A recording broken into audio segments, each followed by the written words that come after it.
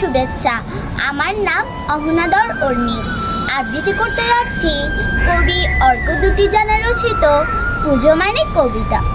পুজো মানে বৃষ্টি ধোয়া শরৎ নীলাকাশ। পুজো মানে শিউলি ফুলের গন্ধে ভরা বাতাস। পুজো মানে নীল আকাশে সাদা মেঘের ভেলা। পুজো মানে দিঘির বুকে কাশ ফুলেদের মেলা। পুজো মানে শিশির ভেজা শিউলি ফুলের দল। পুজো মানে ঢাকের তালে তাক ধিনাধিন বল। পুজো মানে অগাধ খুশির অনেক লুটোপুটি। পুজো মানে ছোট বড় সকলেরই ছুটি। ধন্যবাদ।